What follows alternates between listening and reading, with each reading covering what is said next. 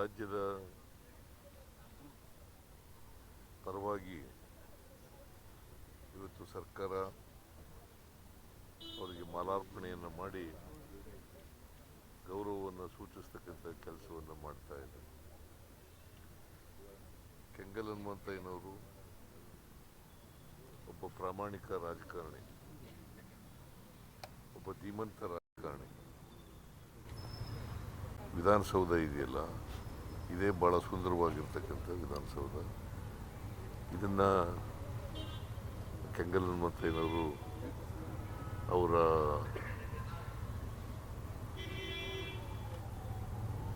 Plan ಮಾಡಿ ಅವರಿಗೆ plan ಮಾಡಿ ಇದನ್ನು ಕಟ್ಟಿಸಿದಂಥದ್ದು ಅವರು ಅಂತಕ್ಕಂಥದ್ದನ್ನು ಇವತ್ತು ನಾವು ಮರೀಲಿಕ್ಕೆ ಸಾಧ್ಯ ಇಲ್ಲ. ಇಂಥ ಸುಂದರವಾದಂಥ ವಿಧಾನಸೌಧ ಕಟ್ಟಿಕೊಟ್ಟಿರ್ತಕ್ಕಂಥದ್ದು ಅವರಿಗೆ ಎಂಟೈರ್ ಕ್ರೆಡಿಟ್ ಹೋಗಬೇಕು ಅಂತಕ್ಕಂಥ ಮಾತುಗಳನ್ನು ಈ ಸಂದರ್ಭದಲ್ಲಿ ಹೇಳಲಿಕ್ಕೆ ಬಯಸ್ತಾ ಇದ್ದೀನಿ. ಜೊತೆಗೆ ಏಕೀಕರಣ ಹೋರಾಟ ಮಾಡಿದ್ರು. ಇವತ್ತು ಕರ್ನಾಟಕ ಏಕೀಕರಣ ಆಗಿದ್ದರೆ, ದೇಶದಲ್ಲಿ ಏಕೀಕರಣ ಆಗಿದ್ದರೆ, ಅವ್ರದ್ದು ಕೂಡ ಕೆಂಗಲ್ ಹನುಮಂತಯ್ಯನವ್ರ ಪಾತ್ರ ಇದೆ ಅಂತಕ್ಕಂಥ ಮಾತುಗಳನ್ನು ಈ ಸಂದರ್ಭದಲ್ಲಿ ಹೇಳಲಿಕ್ಕೆ ಬಯಸ್ತೇನೆ. ಕೇಂದ್ರದಲ್ಲೂ ಕೂಡ ರೈಲ್ವೆ ಮಂತ್ರಿ ಆಗಿದ್ದರು. ಆಮೇಲೆ ಅಡ್ಮಿನಿಸ್ಟ್ರೇಟಿವ್ ರಿಫಾರ್ಮ್ಸ್ ಕಮಿಷನ್ನ ಚೇರ್ಮನ್ ಆಗಿದ್ದರು. ಸೊ ಅವರು ಕರ್ನಾಟಕಕ್ಕೆ ಸ್ವಾತಂತ್ರ್ಯ ಹೋರಾಟಗಾರರು ಕೂಡ ಆಗಿದ್ದರು. ಸ್ವಾತಂತ್ರ್ಯ ಹೋರಾಟದಲ್ಲಿ ಭಾಗವಹಿಸಿ ಆಮೇಲೆ ಅನೇಕ ಸಲಹೆಗಳನ್ನು ಸಂವಿಧಾನ ರಚನಾ ಸಮಿತಿಗೆ ಕೊಟ್ಟಿದ್ದರು ಅಂತಕ್ಕಂಥದ್ದನ್ನು ಕೂಡ ಇವತ್ತು ನಾವು ಮರೀಲಿಕ್ಕೆ ಸಾಧ್ಯ ಆಗಲ್ಲ. ಅಂಥ ಒಬ್ಬ ಧೀಮಂತ ರಾಜಕಾರಣಿ ಈ ರಾಜ್ಯದ ಮುಖ್ಯಮಂತ್ರಿಯಾಗಿ ಮೊದಲನೇ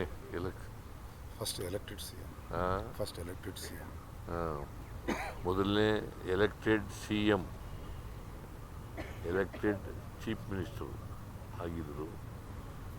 ಆದರೆ ವಿಧಾನಸೌಧ ಒಂದು ಏನಪ್ಪ ನೋವಿನ ಸಂಗತಿ ಅಂತಂದರೆ, ಅವರು ಉದ್ಘಾಟನೆ ಚೀಫ್ ಮಿನಿಸ್ಟ್ರಾಗಿ ಉದ್ಘಾಟನೆ ಮಾಡಲಿಲ್ಲ. ಚೀಫ್ ಮಿನಿಸ್ಟ್ರಾಗಿ ಉದ್ಘಾಟದು ಭಾಳ ನೋವಿನ ಸಂಗತಿ. ಯಾಕಂದರೆ ಈ ವಿಧಾನಸೌಧಕ್ಕೆ, ಇದು ಕಟ್ಟಡಕ್ಕೆ ಭಾಳ ಮುತುವರ್ಜಿ ತಗೊಂಡು ಸ್ವತಃ ಅವರೇ ಎಲ್ಲ ಮುತುವರ್ಜಿಯನ್ನು ವಹಿಸಿ ಕಟ್ಟಿಸಿದರು.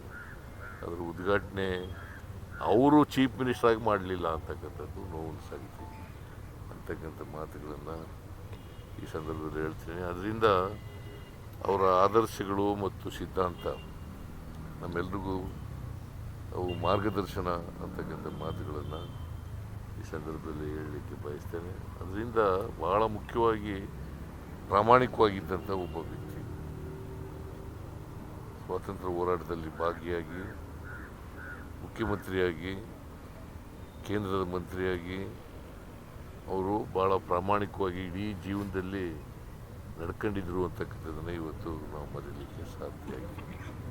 ಸೊ ಅಂಥ ಒಬ್ಬ ವ್ಯಕ್ತಿಯ ಜನ್ಮದಿನವನ್ನು ಸರ್ಕಾರ ಆಚರಣೆ ಮಾಡ್ತಾ ಇದೆ. ಅವರಿಗೆ ನಾವು ಮಾಲಾರ್ಪಣೆಯನ್ನು ಮಾಡಿ ಇಡೀ ಸರ್ಕಾರ ಅವರಿಗೆ ಗೌರವವನ್ನು ಸಲ್ಲಿಸ್ತಕ್ಕಂಥ ಕೆಲಸವನ್ನು ಮಾಡಿದೆ. SIRಗೆ ಅಡ್ಡಿಪಡಿಸೋದನ್ನ ಸಹಿಸಲ್ಲ ಅಂತ ಸುಪ್ರೀಂ ಕೋರ್ಟ್ ಹೇಳಿದೆ. ಈಗ ನಾನು ಅದ್ರ ಬಗ್ಗೆ SIR ಬಗ್ಗೆ ಮಾತಾಡಲ್ಲ. ಸುಪ್ರೀಂ ಕೋರ್ಟ್ನವರು ಗೊತ್ತಿಲ್ಲ ಯಾವ ಸಂದರ್ಭದಲ್ಲಿ ಹೇಳಿದ್ದಾರೆ ಅಂತ ಗೊತ್ತಿಲ್ಲ. ನಾನು ನೋಡ್ಬಿಟ್ಟು ಹೇಳ್ತೀನಿ ಅದನ್ನು. ಸರ್, ಈಗ ಬಜೆಟ್ ಸಿದ್ಧತೆ ಹೇಗೆ ನಡೀತಾ ಇದೆ ಸರ್? ಮತ್ತೆ DK ಶಿವಕುಮಾರ್ ಏನು ಪರ್ಮಿಷನ್ ತಗೊಂಡಿದ್ದಾರೆ ಸರ್ ಇವತ್ತು ಗೈರಾಗೋದು? ಹೌದು, ಲೆಟರ್ ಬರೆದಿದ್ದಾರೆ. ಲೆಟರ್ ಬರೆದು ನನಗೆ ಅಸ್ಸಾಂನ ಮೀಟಿಂಗ್ ಇದೆ, ಅಸ್ಸಾಂ ಚುನಾವಣಾ ಮೀಟಿಂಗ್ ಇದೆ, ಅಲ್ಲಿಗೆ ಹೋಗ್ಬೇಕಾಗಿದೆ ದಿಲ್ಲಿಗೆ. ಅದಕ್ಕೋಸ್ಕರವಾಗಿ ನಾನು ಬರಲಿಕ್ಕಾಗಲ್ಲ. ಅವರ ಉಪಸ್ಥಿತಿಯಲ್ಲಿ ಮೀಟಿಂಗ್ ಆಗುತ್ತಲ್ಲ ಪವರ್ ಶೇರಿಂಗ್ ವಿಚಾರದಲ್ಲಿ ನಾನು ಮತ್ತೆ ಸಿದ್ದರಾಮಯ್ಯ ಕದ್ದು ಮುಚ್ಚಿ ಮಾತಾಡಿಲ್ಲ, ಹೈಕಮಾಂಡ್ ಸಮ್ಮುಖದಲ್ಲೇ ಚರ್ಚೆ ಮಾಡಿರೋದು. ಇವತ್ತು ಹೈಕಮಾಂಡ್ ನಾಯಕರನ್ನು ಭೇಟಿ ಮಾಡ್ತೀನಿ ಅಂತ ಹೇಳಿ ನಾನು ಅದ್ರ ಬಗ್ಗೆ ಮಾತಾಡಲ್ಲ. ಹೈಕಮಾಂಡ್ನವ್ರು ಏನು ಹೇಳ್ತಾರೆ ಅದನ್ನೇ ಅಂತಿಮ. ನೀವು ಸುಮ್ಮನೆ ಏನೇನೋ ಪ್ರಶ್ನೆ ಕೇಳಿದ್ರೆ ಪ್ರಯೋಜನ. ಅವ್ರು ಹೇಳಿದ್ರೆ ಅವ್ರನ್ನೇ ಕೇಳಿ, ನಂಗೆ ಗೊತ್ತಿಲ್ಲ. ಹೈಕಮಾಂಡ್ ಏನು ಹೇಳ್ತದೆ ಅದಕ್ಕೆ ನಾನು ಬದ್ಧ. ಸರ್ ನೀವು ಡೆಲ್ಲಿಗೆ ಹೋಗ್ತೀರಾ ಸರ್? ಇಲ್ಲಪ್ಪ, ನಾನು ಕರೀದಿನ ಯಾಕೆ ಹೋಗ್ಲಮ್ಮ? ಇಲ್ಲಿ ನನಗೆ ಇಲ್ಲಿ ಕೆಲಸ ಇದೆ, ಬಜೆಟ್ ಪ್ರಿಪರೇಷನ್ ಕೆಲಸ ಇದೆ. ಇಲ್ಲಿ ಕರೆದ್ರೆ ಹೋಗ್ತೀನಿ. ಸರ್ ಯತೀಂದ್ರ ಮೇಲೆ ಆರೋಪ ಮಾಡಿದ್ರೆ ಸರ್ ಪ್ರತಾಪ್ ಸಿಂಹ ಹಸ್ತಕ್ಷೇಪ ಮಾಡ್ತಿದ್ದಾರೆ ನಿಮ್ಮ ಅಧಿಕಾರದಲ್ಲಿ ಅಂತ ಯತೀಂದ್ರ ಅವ್ರನ್ನ ಪ್ರತಾಪ್ ಸಿಂಹ ವರ್ಗಾವಣೆಲೆಲ್ಲ ಮಾಡ್ತಾ ಇದಾರಂತೆ. ಪ್ರತಾಪ್ ಸಿಂಹನಿಗೆ ಟಿಕೆಟೇ ಕೊಡ್ಲಿಲ್ವಲ್ಲಪ್ಪ. ನಡಿ, ಪ್ರತಾಪ್ ಸಿಂಹನಿಗೆ ಟಿಕೆಟೇ ಕೊಡ್ಲಿಲ್ಲ. ಇಡೀ ರಾಜ್ಯದ ಪರವಾಗಿ ಇವತ್ತು ಸರ್ಕಾರ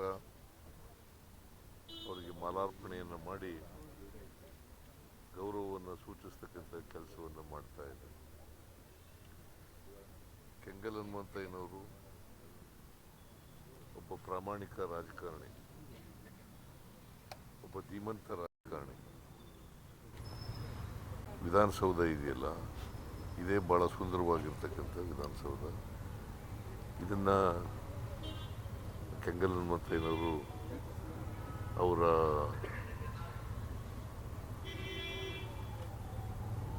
ಪ್ಲ್ಯಾನ್ ಮಾಡಿ ಅವರು ಪ್ಲ್ಯಾನ್ ಮಾಡಿ ಇದನ್ನು ಕಟ್ಟಿಸಿದಂಥದ್ದು ಅವರು ಅಂತಕ್ಕಂಥದ್ದನ್ನು ಇವತ್ತು ನಾವು ಮರೀಲಿಕ್ಕೆ ಸಾಧ್ಯ ಇಲ್ಲ. ಇಂಥ ಸುಂದರವಾದಂಥ ವಿಧಾನಸೌಧ ಕಟ್ಟಿಕೊಟ್ಟಿರ್ತಕ್ಕಂಥದ್ದು ಅವರಿಗೆ ಎಂಟೈರ್ ಕ್ರೆಡಿಟ್ ಹೋಗಬೇಕು ಅಂತಕ್ಕಂಥ ಮಾತುಗಳನ್ನು ಈ ಸಂದರ್ಭದಲ್ಲಿ ಹೇಳಲಿಕ್ಕೆ ಬಯಸ್ತಾ ಇದ್ದೀನಿ. ಜೊತೆಗೆ ಏಕೀಕರಣ ಹೋರಾಟ ಮಾಡಿದ್ರು.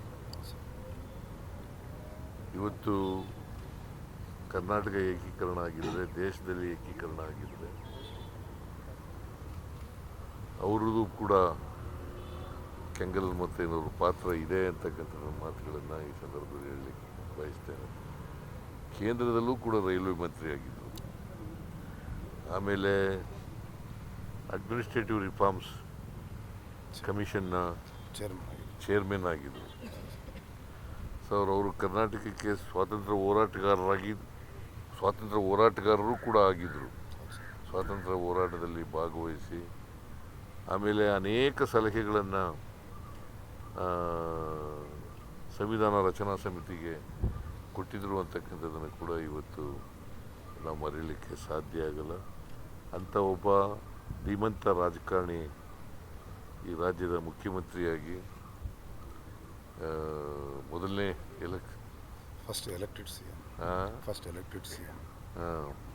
ಮೊದಲನೇ elected CM, elected chief minister ಆಗಿದ್ದರು. ಆದರೆ ವಿಧಾನಸೌಧ ಒಂದು ಏನಪ್ಪ ನೋವಿನ ಸಂಗತಿ ಅಂತಂದರೆ, ಅವರು ಉದ್ಘಾಟನೆ ಚೀಫ್ ಮಿನಿಸ್ಟರಾಗಿ ಉದ್ಘಾಟನೆ ಮಾಡಲಿಲ್ಲ. ಚೀಫ್ ಮಿನಿಸ್ಟರಾಗಿ ಉದ್ಘಾಟದು ಭಾಳ ನೋವಿನ ಸಂಗತಿ. ಯಾಕಂದರೆ ಈ ವಿಧಾನಸೌಧಕ್ಕೆ, ಇದು ಕಟ್ಟಡಕ್ಕೆ ಭಾಳ ಮುತುವರ್ಜಿ ತಗೊಂಡು ಸ್ವತಃ ಅವರೇ ಎಲ್ಲ ಮುತುವರ್ಜಿಯನ್ನು ವಹಿಸಿ ಕಟ್ಟಿಸಿದರು. ಅದರ ಉದ್ಘಾಟನೆ ಅವರು ಚೀಫ್ ಮಿನಿಸ್ಟರಾಗಿ ಮಾಡಲಿಲ್ಲ ಅಂತಕ್ಕಂಥದ್ದು ನೋವಿನ ಸಂಗತಿ ಅಂತಕ್ಕಂಥ ಮಾತುಗಳನ್ನು ಈ ಸಂದರ್ಭದಲ್ಲಿ ಹೇಳ್ತೀನಿ. ಅದರಿಂದ ಅವರ ಆದರ್ಶಗಳು ಮತ್ತು ಸಿದ್ಧಾಂತ ನಮ್ಮೆಲ್ರಿಗೂ ಅವು ಮಾರ್ಗದರ್ಶನ ಅಂತಕ್ಕಂಥ ಮಾತುಗಳನ್ನು ಈ ಸಂದರ್ಭದಲ್ಲಿ ಹೇಳಲಿಕ್ಕೆ ಬಯಸ್ತೇನೆ. ಅದರಿಂದ ಭಾಳ ಮುಖ್ಯವಾಗಿ ಪ್ರಾಮಾಣಿಕವಾಗಿದ್ದಂಥ ಒಬ್ಬ ವ್ಯಕ್ತಿ,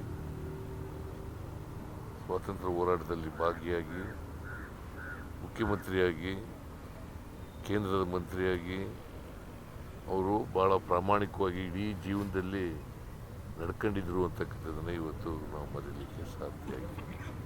ಸೊ ಅಂಥ ಒಬ್ಬ ವ್ಯಕ್ತಿಯ ಜನ್ಮದಿನವನ್ನು ಸರ್ಕಾರ ಆಚರಣೆ ಮಾಡ್ತಾ ಇದೆ.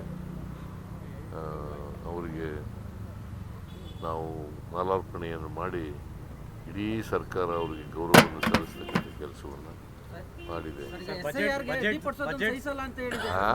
SIRಗೆ ಅಡ್ಡಿಪಡಿಸೋದನ್ನ ಸಹಿಸಲ್ಲ ಅಂತ ಸುಪ್ರೀಂ ಕೋರ್ಟ್ ಹೇಳಿದೆ ನಿನ್ನೆ.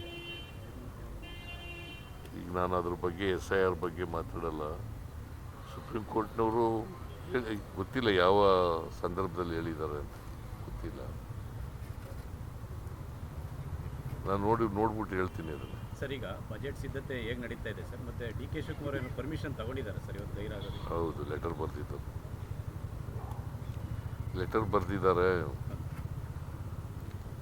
ಲೆಟರ್ ಬರೆದು ನನಗೆ ಅಸ್ಸಾಂನ ಮೀಟಿಂಗ್ ಇದೆ, ಅಸ್ಸಾಂ ಚುನಾವಣಾ ಮೀಟಿಂಗ್ ಇದೆ, ಅಲ್ಲಿಗೆ ಹೋಗ್ಬೇಕಾಗಿದೆ ದಿಲ್ಲಿಗೆ. ಅದಕ್ಕೋಸ್ಕರವಾಗಿ ನಾನು ಬರಲಿಕ್ಕಾಗಲ್ಲ. ಪವರ್ ಶೇರಿಂಗ್ ವಿಚಾರದಲ್ಲಿ ಅವರ ಉಪಸ್ಥಿತಿಯಲ್ಲಿ ಮೀಟಿಂಗ್ ಆಗುತ್ತಲ್ಲ ಸರ್. ಪವರ್ ಶೇರಿಂಗ್ ವಿಚಾರದಲ್ಲಿ ನಾನು ಮತ್ತೆ ಸಿದ್ದರಾಮಯ್ಯ ಕದ್ದು ಮುಚ್ಚಿ ಮಾತಾಡಿಲ್ಲ, ಹೈಕಮಾಂಡ್ ಸಮ್ಮುಖದಲ್ಲೇ ಚರ್ಚೆ ಮಾಡಿರೋದು. ಇವತ್ತು ಹೈಕಮಾಂಡ್ ನಾಯಕರನ್ನು ಭೇಟಿ ಮಾಡ್ತೀನಿ ಅಂತ ಈಗ ಹೇಳಿದ್ದಾರೆ. ನಾನು ಅದ್ರ ಬಗ್ಗೆ ಮಾತಾಡಲ್ಲ. ಹೈಕಮಾಂಡ್ನವ್ರು ಏನು ಹೇಳ್ತಾರೆ ಅದ್ರಿಗೆ ಅದನ್ನೇ ಅಂತಿಮ. ನೀವು ಸುಮ್ಮನೆ ಏನೇನೋ ಪ್ರಶ್ನೆ ಕೇಳಿದ್ರೆ ಪ್ರಯೋಜನ. ಹೇಳಿದ್ವಿ ಸರ್. ಅವ್ರು ಹೇಳಿದ್ರೆ ಅವ್ರನ್ನೇ ಕೇಳಿ, ನಂಗೆ ಗೊತ್ತಿಲ್ಲ. ಹೈಕಮಾಂಡ್ ಏನು ಹೇಳ್ತದೆ ಅದಕ್ಕೆ ನಾನು ಬದ್ಧ. ಸರ್ ನೀವು ಡೆಲ್ಲಿಗೆ ಹೋಗ್ತೀರಾ ಸರ್? ಇಲ್ಲಪ್ಪ, ನಾನು ಕರೀದಿನ ಯಾಕೆ ಹೋಗ್ಲಮ್ಮ? ಇಲ್ಲಿ ನನಗೆ ಇಲ್ಲಿ ಕೆಲಸ ಇದೆ, ಬಜೆಟ್ ಪ್ರಿಪರೇಷನ್ ಕೆಲಸ ಇದೆ. ಸರ್ ಇಲ್ಲಿ ಕರೆದ್ರೆ ಹೋಗ್ತೀನಿ.